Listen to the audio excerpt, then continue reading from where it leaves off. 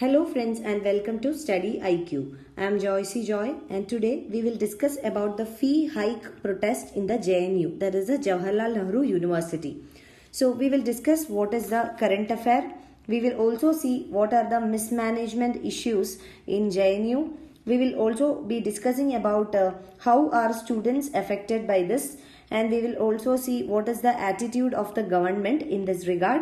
Also, we will discuss about the NEP, National Education Policy of 2019, and how does NEP 2019 concerns the students, and we will see what is the way ahead. So these are the topics that we will discuss today in this lecture. Let us begin with the current affair. So let us see what is the current affair. So recently the government, the Jawaharlal Nehru University, the JNU has announced a fee hike, an increase in the fee collected from the students. So this has led to massive protest in the recent weeks in JNU, in the Jawaharlal Nehru University.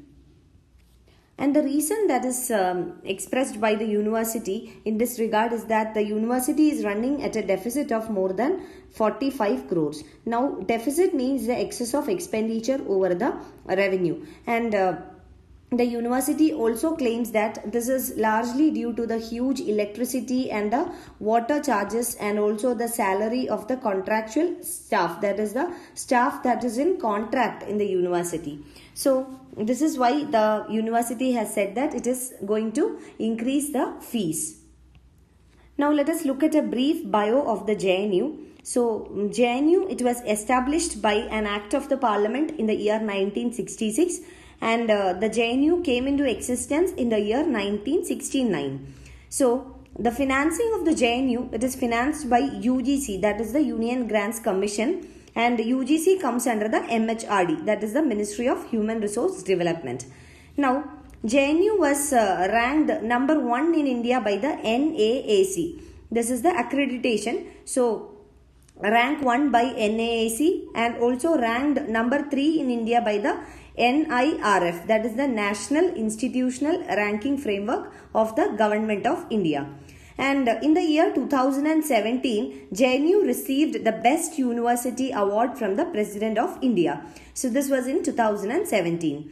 Now in the year 2019, there were about 1,08,192 applicants for around 3,000 places. So this is about JNU, and while traditionally focused on liberal arts and applied sciences, it has diversified towards engineering, management studies, etc. recently, and MBA, the Masters in Business Administration, the course MBA was introduced in JNU in the year 2019. So this is briefly about JNU, and now what is going on in JNU? The students of Jawaharlal Nehru University, they are protesting against the university administration. Now the reason is that the university administration has announced a fee hike. It is a steep fee hike, and that is why there is massive protest. And there are other reasons as well. The other reasons, let us see what are the other reasons. So first one is IHA, that is the Inter-Hall Administration Committee, in its meeting held on 28th of October decided to increase the hostel fee. So that is first reason, the primary reason. Second one, the changes that has been made in the rules for the visitors in the hostel, or also various other charges levied upon the students. Again, permission required from warden for the night out, dress code introduced, also restrictions on library timings. So these are all some of the reasons why students are protesting.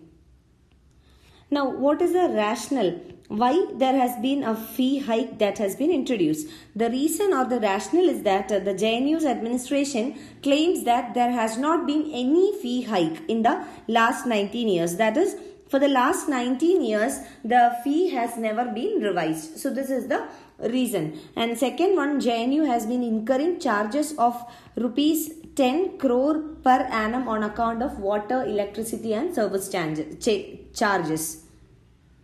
So currently students do not pay any of these charges. So increased electricity, salaries, etc.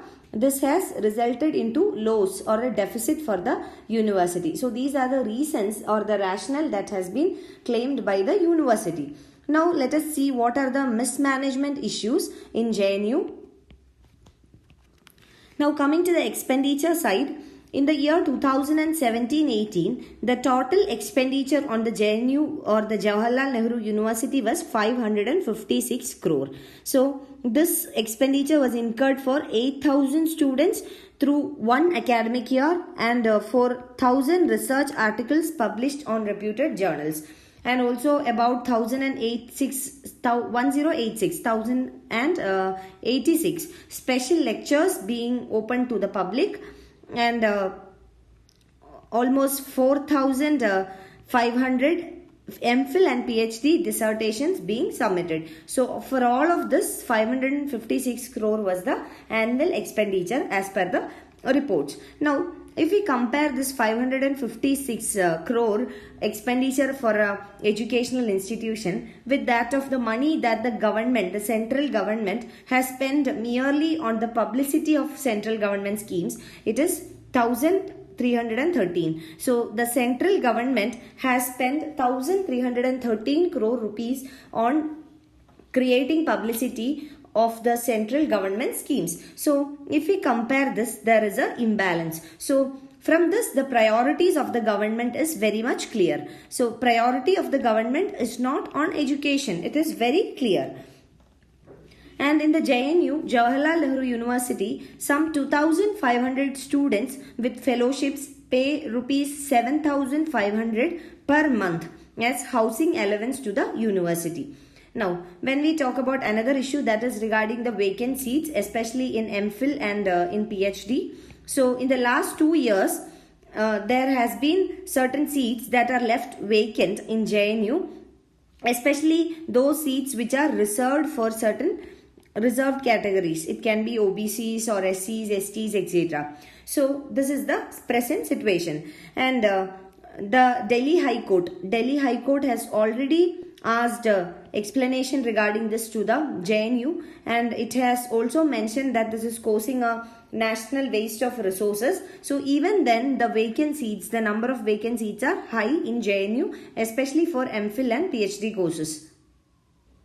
So these are the management issues, mismanagement issues in JNU.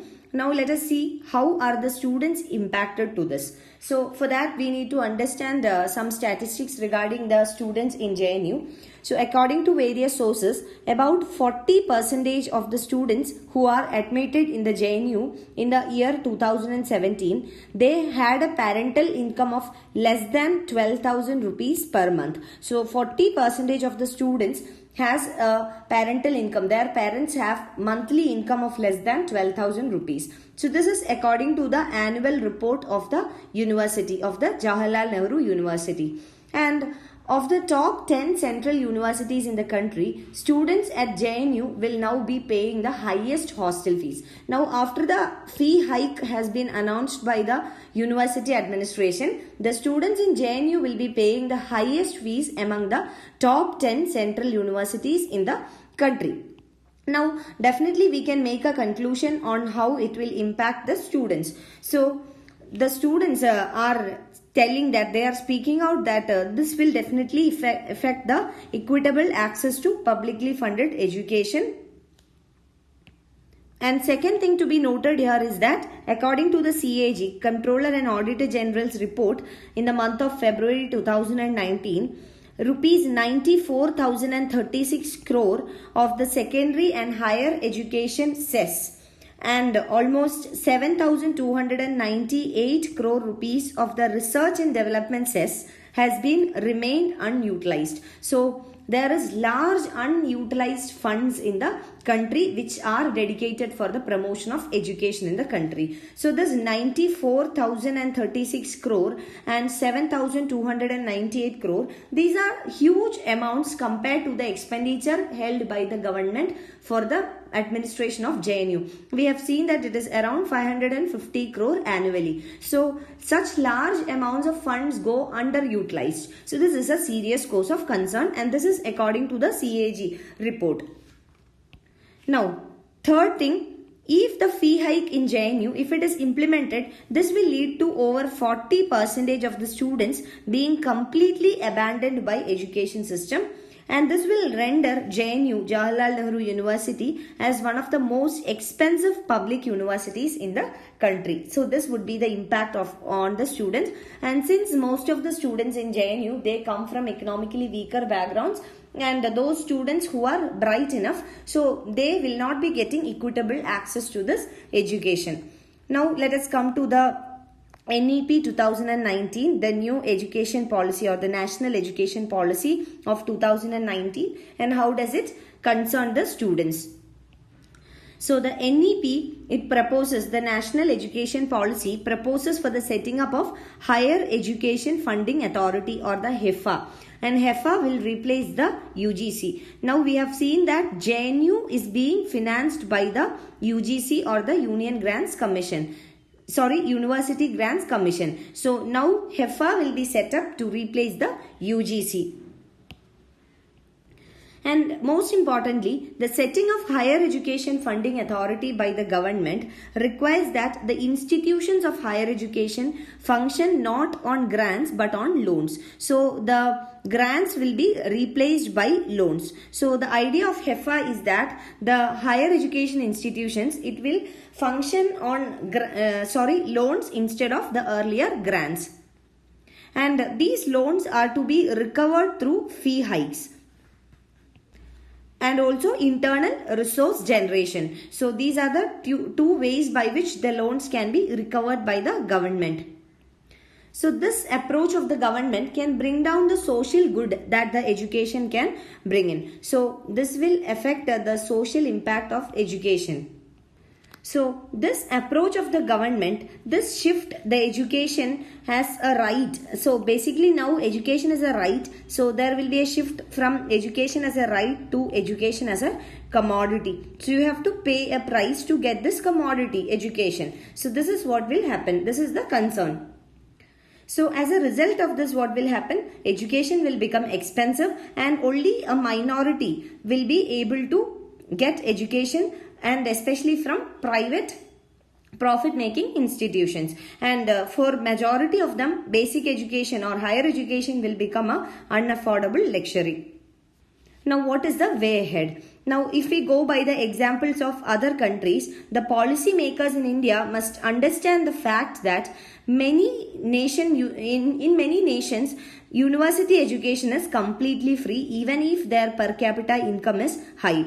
Now, how is per capita income connected to it? The per capita income decides how developed an economy is, or what is the living status or standard of living of the people in the economy. So even when the per capita income in most of the countries where it is very high, they provide free education. So considering the case of India, which is a still developing country and where the per capita income is low, then we must understand that it is a responsibility of the government to deliver quality education at affordable prices or even at free price or free cost.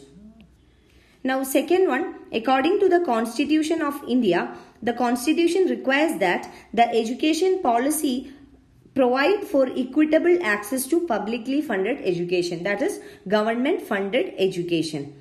Now, in the absence of a publicly funded education, the parents and the students will be driven in the direction of educational loans. So, if there is no publicly funded institutions or if the fee is high, then students and parents will have to be dependent on loans, and this will create a lifetime of indebtedness for the parents and the students.